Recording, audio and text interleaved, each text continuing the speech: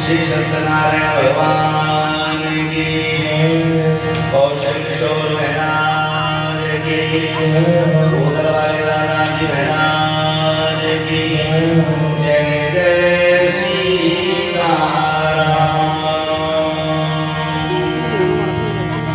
सर्वे भवन्तु सुखिनः, सर्वे सन्तु निरामयाः, सर्वे भद्राणि पश्यन्तु मा कश्चित् दुर्भाग् भवेत्। भगवान अनंत कोट ब्रह्मांड नायक, लीला पुरुषोत्तम, मर्यादा पुरुषोत्तम भगवान प्रभु राम, लीला पुरुषोत्तम भगवान श्री सामने सरकार जो के लिए कोटि कोटि वंदन अभिनंदन प्रणाम करते हुए आवाहित सभी ग्रामीण देवी देवता जन, स्थान के स्थानाधीश्वर जन, परमहंस संत महंत जन, गुरुजन, आज हुए हमारे समस्त श्रोता बंधुगण, शब्द रूपी परमात्मा को बार बार दंडोत प्रणाम। सीताराम, राधे श्याम।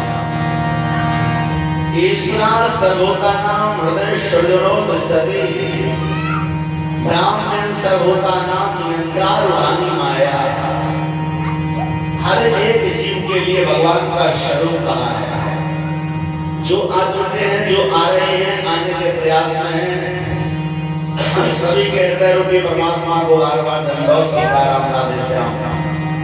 परम आदरणीय हमारे सम्माननीय महंत हरदर साधु समाज के और राष्ट्रीय उपाध्यक्ष हमारे महंत कमलावत जी महाराज के चरणों में कोटि कोटि वंदन एवं समस्त साथी गणों को प्रणाम करते हुए भगवान का एक बार नाम संकीर्तन करें।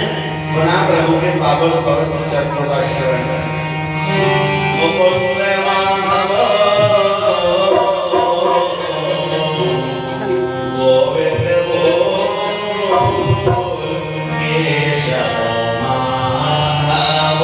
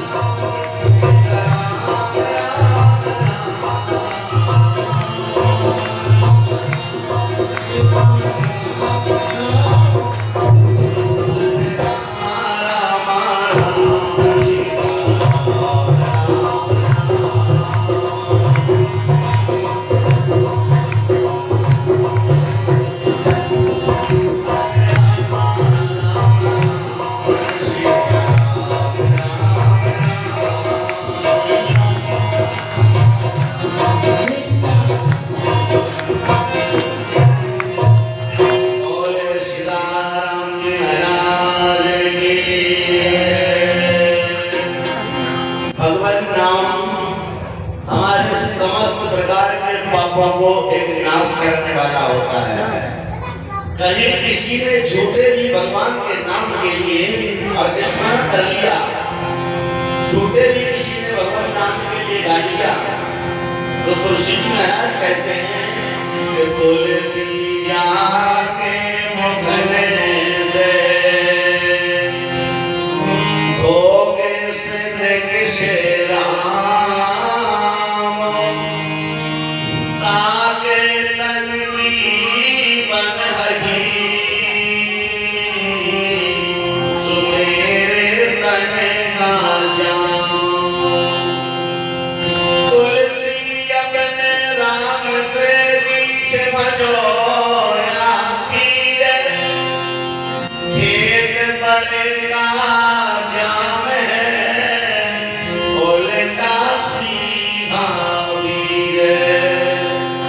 अपने खेत में आप किसी भी प्रकार का जिन्स और फेंक दीजिए, कोई भी दाना खेत में जाएगा, चाहे वो सीधा गिरे चाहे उल्टा गिरे, उसका अंकुर निकलेगा तो केवल सीधा का सीधा निकलेगा।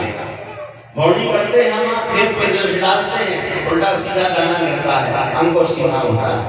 भगवान कहते हैं मुझसे कोई राम का है, कोई कृष्ण का है, कोई गोविंद का है, मेरे लिए कोई रीछ के तो देखे, मेरा कोई अपना बना के तो देखे। यदि कोई 2 कदम मेरे साथ चलता है तो मैं उसके साथ 4 कदम ना चलूं तो कहना।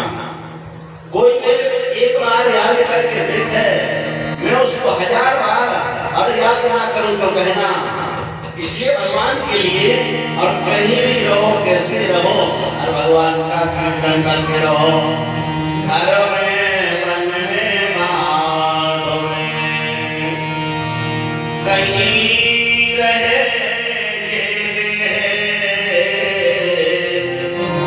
प्यारे सीता राम से सुजुड़ा रहे कृष्ण। भगवान के नाम से अपना एक धागा जुड़ा रहे। भगवान का नाम कभी अमिट ना हो पाए, ये तो सदा के लिए और अमर है, इसको मिटाने वाला कोई नहीं है। पर भगवान के नाम के लिए ऐसा याद करते रहो जैसे कि अंधेरे कोठरे में हम दीपक जलाते हैं और दरवाजे की देहरी के ऊपर जब दीपक को जला कर रखते हैं तो वह दीपक की चिराग जब जलती है तो दरवाजे के अंदर भी प्रकाश होता है और बाहर भी प्रकाश होता है। इसके लिए तुलसीदास जी महाराज ने बना करके एक बहुत बड़ा दीपक की उपमा दे दी। कैसे? कि जब राम नाम रूपी दीपक हमारे जिह्वा पर जलेगा, भीष्म दोहा बालकांड रामचरितमानस में लिखा है कि राम नाम मणि दीप धरो देह देहि दीवार, तुलसी भीतर बाहरो जो चाहे सी उजियार।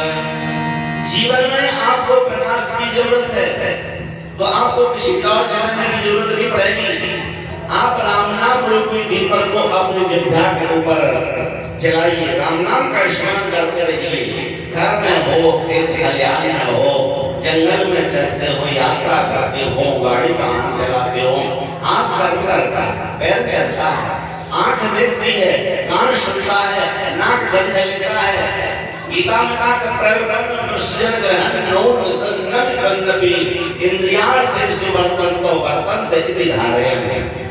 जब इंद्रियां अपना अपना धारा प्रवाहित काम कर रही है, यानी पैर चल रहा, कान सुन रहा, नाक गंध ले रहा, जीव क्या करती है?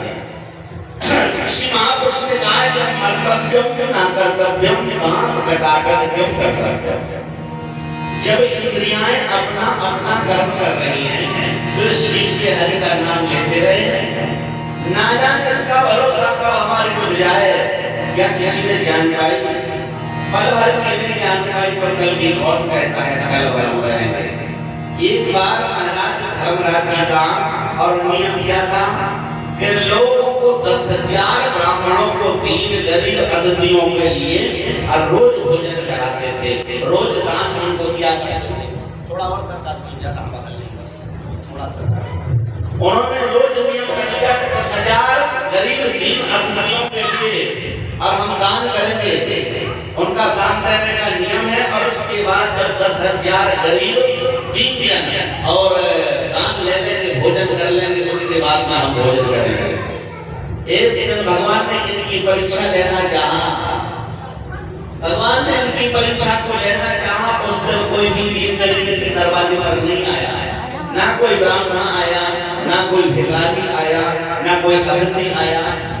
उस समय महाराज का टाइम पूरा निकल गया। हर कार्य टाइम के ऊपर किया जाता है।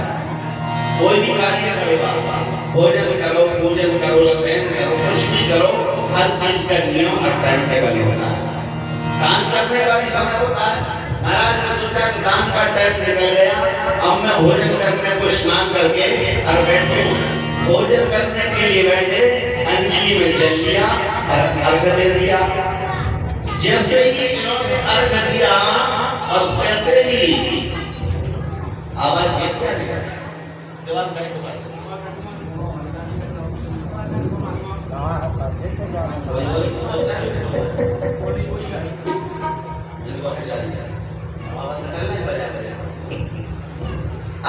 हमारे कान में घुस जाए तो ऐसा चला जैसे हेलीकॉप्टर चल रहा है, कान में कीड़ा घुस जाए। तो जब इतना बड़ा चलवा उसके कान में घुसा, मगर उसने ठोकर मारना शुरू कर दिया। दिमाग की ठोकर होती खतरनाक होती है। हाथी घबरा रहा है, चिल्ला रहा है, बचाओ बचाओ बचाओ, कोई आकर के मेरी मदद करो। चिड़ैया क्या कह रही है, सर देखो हमारे आदमी को काम है, कितनों पहलवान है, तुम आप आदमी धरती में लूट रहे हो हमारे आज हाथी मार से। अरे क्या परिवेश ने बुला लिया, आज की बात करती कौन ने करे हमारे स्वास्थ्य सोने की काम न हो गया थी, निकल आओ होगा फैसला। चिड़ैया ने कहा निकल आओ होगा फैसला।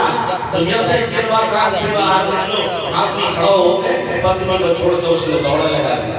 तो कभी किसी आदमी के लिए छोटा मत समझना, कभी अपनी नजर में किसी व्यक्ति की कद्र का मत करना। हर आदमी, हर इंसान, हर जानवर, हर जीव अपने अपने स्थान पर बड़ा होता है। बनो सबके सामने छोटे बड़े, चाहे हम ज्ञानी हो, चाहे समझदार हो, चाहे बुद्धिमान हो, हमसे बड़े ना जाने किसमें कौन सा गुण छुपा हुआ है। और अनुज सबही कर लेखे आपन नीच कहावे,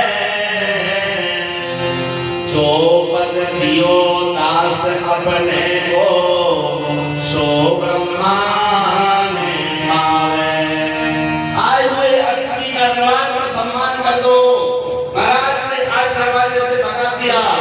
दरवाजे से आए हुए जब ब्राह्मण भागा, अब भीम ने कहा कि महाराज तुमने मृत्यु को जीत लिया, पहली बार कहा नहीं महाराज, कल का नहीं, अभी का भरोसा नहीं कि अभी पल भर में क्या हो जाए। पल से पल में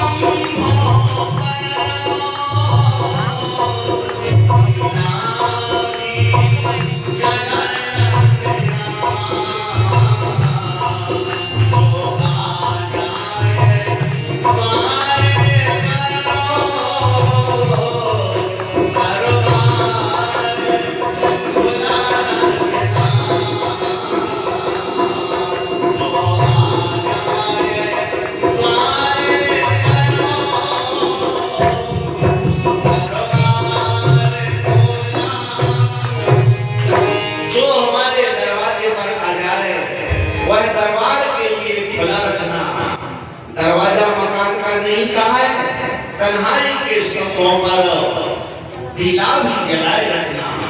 स्तंभ क्या है? हमारे दादा परदादा का नाम, हमारे बाबा का नाम कितना बड़ा था, उसके बाद हमारे पिताजी का नाम क्या है, और आज पिताजी के नाम के बाद हमारा नाम चला। तो हमको कोई आदमी हमारे दरवाजे पर हमारे दादा का नाम सुन के कहता हुआ आ जाए कि चलो भाई फलाने के दरवाजे पर कुछ रुकने की, ठहरने की, खाने की, पीने की और व्यवस्था बनेगी, तो तन्हाई के स्तंभों पर दीना भी जलाए रखना। जो माँ बाप की पुरानी ख्याति हमारी बड़ी है, वहां पर आए हुए अतिथि के लिए जगह दे देना। दरवाजा मकान का नहीं कहा कि दरवाजा खुला रखना, हृदय का दरवाजा, यानी हृदय में उस आदमी को हर जगह दो। कहीं मेरी और पुरानी हुकूमत याद करके दरवाजे पर आया है, सामने वाले को जगह दो। इसका भी पता रखना और उसका भी पता रखना, यानी इस लोग का भी ख्याल रखना। और मरने के बाद जब ठाकुर जी के दरवाजे पर जाओगे तो वहां का भी ख्याल रखना कि काके हो ठाकुर के दरवाजे जाके जब गणित रूप में नाम लिखा जाएगा, चित्रगुप्त भगवान से कहेंगे भगवान एक आदमी पृथ्वी लोक से आया है, उसका नाम सरसूची में लिखा जाएगा, देख उसने क्या कर्म किया। अच्छा और बुरा जो कर्म किया होगा उस कर्मों से हमारे लिए अवस्थान दे दिया जाएगा। इसलिए कवि कहता है जिस दुनिया में रहना, इस दुनिया में चलना बड़ा और होशियारी का है, क्योंकि संसार है काजल की एक कोठरी का है। काजल की कोठरी में, अरे काजल की कोठरी में को कितनों सयानो जाए, तो काजल बता गए एक लाग है बेलाग है। काजल का दाग संसारी लोगों को एक न एक जरूर लगेगा। इसीलिए दुनिया में आए हो तो समझ करके चलो। हनुमान जी जैसों के लिए कलंक लगा दिया, नारद जैसे के लिए कलंक लग गया। दुनिया में बचने वाला कोई नहीं है। जो दुनिया में आया है उसके ऊपर एक दाग जरूर लगेगा। काजल की कोठरी है, यह कठिन काल मलबोस धर्म ना ज्ञान ना लोग, इसमें वो आदमी महापुरुष है, वो सज्जन है जो समझ करके चल जाए, नहीं तो पता नहीं कौन से आगे ग्रंथ में हम चल जाएंगे, पर उठने में समझने में हमको देर लगेगी।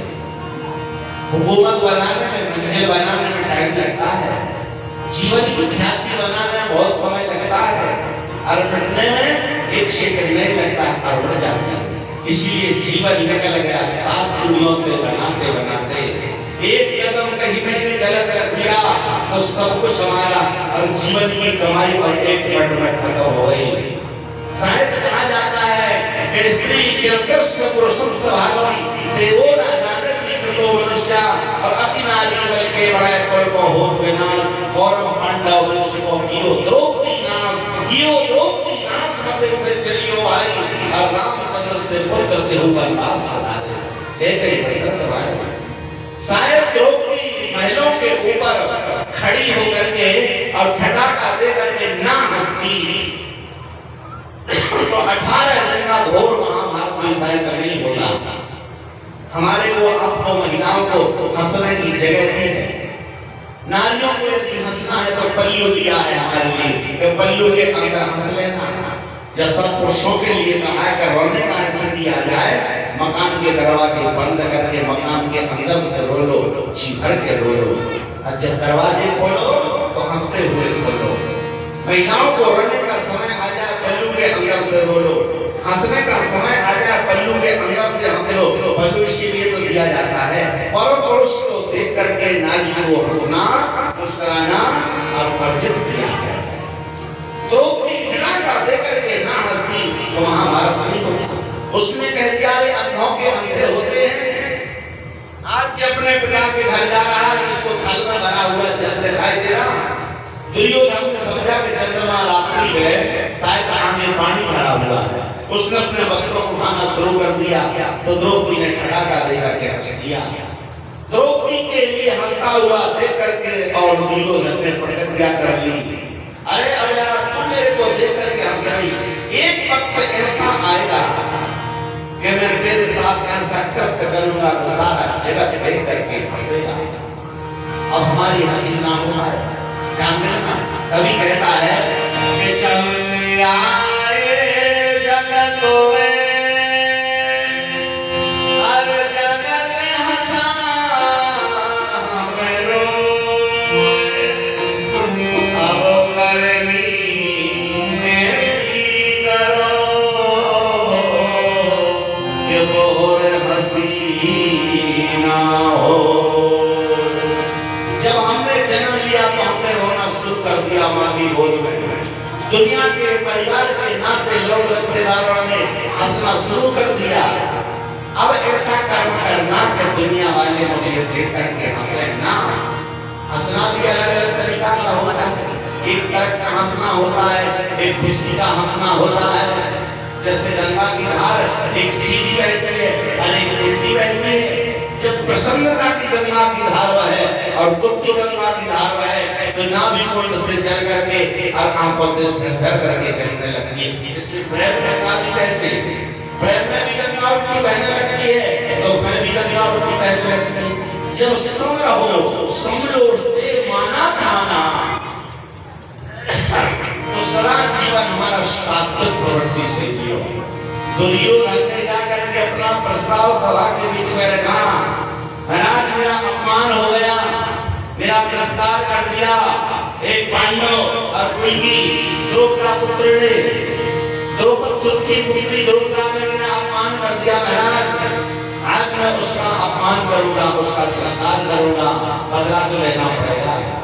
उसका जो साथी परम गुप्तचर है अश्वत्थामा नाम का ब्राह्मण, अश्वत्थामा विकर्णस्यो सौमनमलेन्द्रदेविजो, गीता में कहा कि अन्य चावै वासुराम मगर तेरे जीविका नाना शस्त्र धरना सर्वे युद्ध साधा। उसने हाथों में शस्त्र लेकर के द्रौपदी के सोए हुए 5 बच्चों की और गर्दन को काट दिया। सोते हुए 5 बच्चों की गर्दन काटना क्या उसका उचित था? अरे बुराई तो हमारी आपकी है, आपने मेरा अपमान किया, वक्त आने पर मैं तुम्हारा अपमान कर दूंगा। अरे ऐसा नहीं कि बुराई हमारी आपकी हो जाए, हम आपके बच्चों से आपका बदला लें, ये कोई महानता नहीं होती है, ये बहुत बड़ी मूर्खता होती है। और ब्राह्मण कुल में जन्म लेने के बाद वो ब्राह्मण धरती पर रहने का अधिकारी नहीं है जो वेद विहीन हो, जो ब्राह्मण द्रोही हो, शास्त्र का द्रोही हो, बाल द्रोही हो, सठम प्रति साठम समाकरी हो, वो तो धरती पर भूखा भार बन के आया है। ऐसे ब्राह्मण को रहने का और जीने का अस्तित्व नहीं। सोते हुए 4 बच्चों की गर्दन को जब काटा, इसको कहते बाल हत्या। भगवान कभी ना करे किसी को हो, किसी को बाल हत्या लग जाए, किसी को गौ हत्या लग जाए, किसी को ब्रह्म हत्या लग जाए तो कितनी खतरनाक होती है। जितनी 1000 मछलियों की दुर्गंध एक साथ आती है उतनी एक हत्यारे के शरीर से आती है। 1000 मछलियां एक साथ हमारे को और 1000 बिच्छू एक साथ डंक मारे तो 1000 बिच्छू के डंक से जब पीड़ा होती है उतनी एक हत्यारे के शरीर से बात होती है। आज अश्वत्थामा ब्राह्मण ने 5 बच्चों को मार दिया। द्रौपदी रो रही है। माता का हृदय तो कोमल होता है। मार्कंडेय जी कहते हैं, मार्कंडेय पुराण में, पुत्र हो जाएंगे बचिदपि कोमाना न भवति प्रथम्या पुत्रास्ते जननी सतेलोकारणी सेवे। माँ और बेटे क्या है जब मैं बड़ा ही निर्बल माता और पूत कपूत सुना है लेकिन और माता ना सुनी को माता। कभी दुनिया में माता को माता नहीं होती है, माँ की ममता एक अलग होती है। हमारे शास्त्र कहते हैं कि जब भगवान आए तो पहले माता रूप लेकर के आए। एक माँ का हृदय कोमल होता है। वहां पर द्रौपदी ने रोना शुरू कर दिया। मेरे 5 बच्चों को मारा जिसने, महाराज मैं क्या करूं?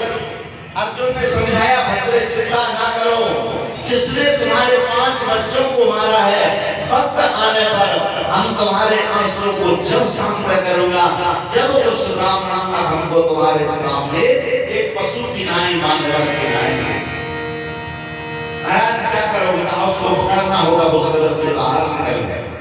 हमारे रणभूमि कुरुक्षेत्र में क्या प्रतिज्ञा है, क्या नियम है कि भगवान कृष्ण ने 5 जन्य संध बजाया, सवेरे युद्ध प्रारंभ हो गया और युद्ध बीच में बंद नहीं होगा जब तक सूर्य अस्त नहीं होगा, बीच में शंख नहीं बजेगा जब तक सूर्य अस्त नहीं होगा। सूर्य अस्त हुआ, भगवान ने शंख बजा दिया, जो जहां पर खड़ा है वहीं अपने हथियार रख देना है, द्वारा कोई बाण नहीं चलेगा शंख बजने के बाद। महाराज शिविर से बाहर नहीं जाएगा, कोई रण से बाहर नहीं भागेगा, ये भी प्रतिज्ञा है। अश्वत्थामा शिविर से बाहर निकल गया। भगवान कृष्ण ने अर्जुन को बुलाया, कृष्ण कृष्ण महाबाहो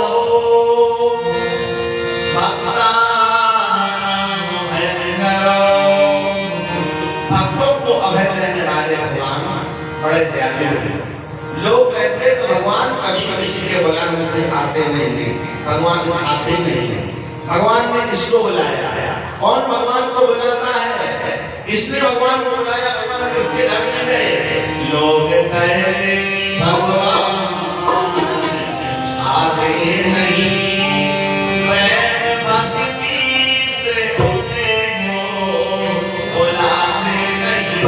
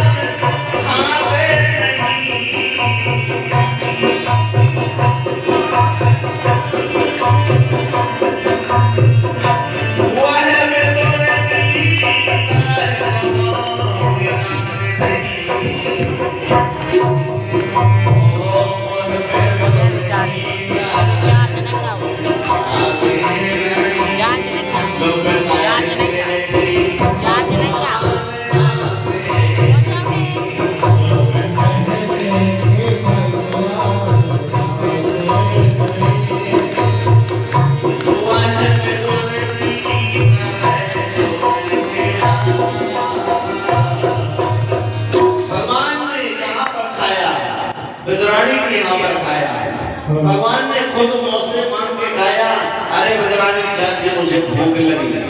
जिसने भगवान को बुलाया भगवान उसके घर दौड़े चले गए।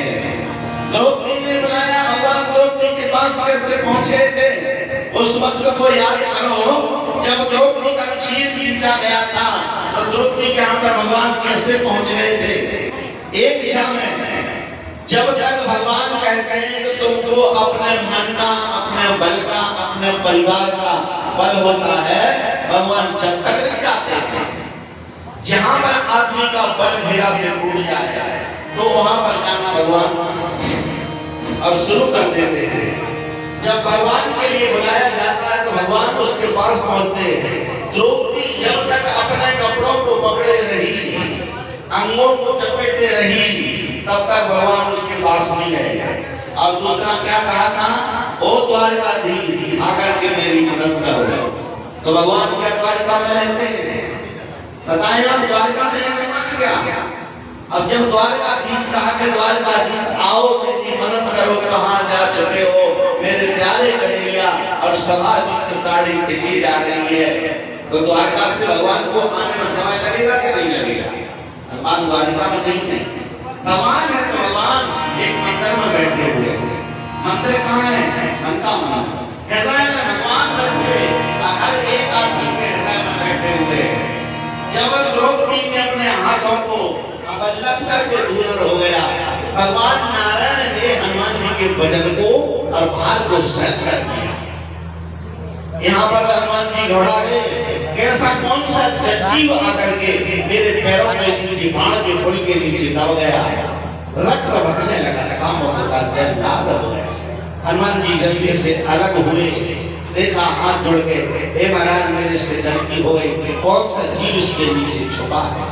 भगवान नारायण प्रकट हो गए, कहा बेटा मुझे पता था कि दोनों भक्त हमारे हैं, ये लड़ जाएंगे मर जाएंगे, दोनों की मदद करने के लिए और मुझे दोनों की मदद करने के मुझे और मनुष्य रूप में आकर के और एक और जानवर के रूप में यहाँ पर कमठ के रूप में मुझे आना पड़ा। अब इन्होंने कहा महाराज अब मुझे कुछ आप अपना इतिहास सुना दो, आप अपना इतिहास सुना दो। भगवान ने कहा अब इतिहास सुनाने की जरूरत नहीं, कहा मुझे ऐसा गुप्त ज्ञान सुनाओ महाराज जो एकांत में कभी किसी ने सुना ना हो। कहा आज मैं रामावतार में हूँ, जब कृष्ण का अवतार होगा वहां पर तुम्हारे लिए मैं और एक बहुत बड़े बड़े गुप्त रहस्यों को सुनाऊंगा। तो हनुमान जी के लिए सुनाने को और राघव जी ने कृष्ण रूप धारण किया है। हनुमान जी ने सोचा महाराज मैं कहां पर सुनूं, कहा तुम्हारे लिए मैं अपना पूरा इतिहास सुनाऊंगा, पूरा चरित्र दिखाऊंगा, पूरी लीला दिखाऊंगा। कहा मैं कहां जाऊं महाराज? कहा जाओ अर्जुन की धर्म ध्वजा के ऊपर बैठो। जहां पर महाभारत हुआ था तो अर्जुन की धर्म ध्वजा के ऊपर हनुमान जी महाराज बैठे और पूरे गीता के ज्ञान को सुनाया उन्होंने। अर्जुन ने तो सुनाया नहीं गीता, सुनाया तो था उन्होंने हनुमान जी के लिए। गीता अर्जुन ने सुनी, हनुमान जी को सुनाया, जिसके लिए कहा सुधीर भोक्ता गोपाल नंदनो 500 वर्षा। धन्य हुआ भाग्यशाली अर्जुन जो सुनने की इच्छा की थी हनुमान जी ने, और मिल गया किसके लिए? अर्जुन के लिए। जो हमारे प्रजापति परिवार वालों ने भागवत की कथा सुनने की इच्छा करी और सबका ऐसा कथा का और भाग्य सबको मिल रहा है, ये भाग्यशाली होते हैं। जिसको कहा कि भाग्य हो रहे बहुजन शमन जितेनो सत्संग मंचल हुए पुरुषो यदा अज्ञान कृत मोह मदांधकारो नासं विधाय हितदो दयतो विवेका। जब आदमी के भाग्य उदय होते हैं, 100 जन्मों का पूर्ण उदय होता है, 100 जन्मों के पापों का नाश होता है, तब कहीं ये सत्संग मिलता है। आज भगवान मनुष्य रूप में धारण करके और दोनों भक्तों के लिए नाना प्रकार के दृश्य सुना रहे हैं। कहा देखा महाराज अर्जुन के लिए याद कराया तो देखा तो वही अर्जुन हो जो एक बाण से समुद्र का पुल बना दिया। और दूसरा याद कराऊं, दूसरा दिन वो था जिस समय तुमने और हस्तिनापुर से एक बाण मारा था, कहां तक? देवलोक, देवराज इंद्र की सिंहासन में जो गला था, वो दिन कब आया था? जो हमारी महालक्ष्मी आती है, माताएं एक मिट्टी का हाथी बनाती हैं, जैसे आज हरचट माता को बनाया है, जैसे आज मिट्टी की हरचट को बना के उपवास व्रत किया है, ऐसे मां लक्ष्मी के दिन हाथी को बनाती माता और उसका पूजन करती हैं। घर घर नहीं होता है, एक दो चार 10 महिलाएं इकट्ठी हो गए किसी एक घर में जाके, एक मंदिर में जाके और पूजन कर लेती हैं। तो कुंती मैया ने विचार किया कि हमारी बड़ी बहन जो गांधारी है वो हाथी का पूजन करेगी, मैं यहाँ पर तैयारी करके उनके घर पहुंच के और अपने हाथी का पूजन कर लूंगी। परंतु आपसी विवाद के कारण गांधारी ने कुंती को बुलाया नहीं। इनके 100 बेटा के थोड़ी थोड़ी मिट्टी लाए, बहुत बड़ा हाथी बन गया। अर्जुन पांडव लोग घर पर नहीं थे, मिट्टी आ नहीं पाई। इनको विश्वास था कि मैया पूजन करेगी, बड़ी बहन हमको बुलाएगी, हम उपास से व्रत है, मौन धारण करें।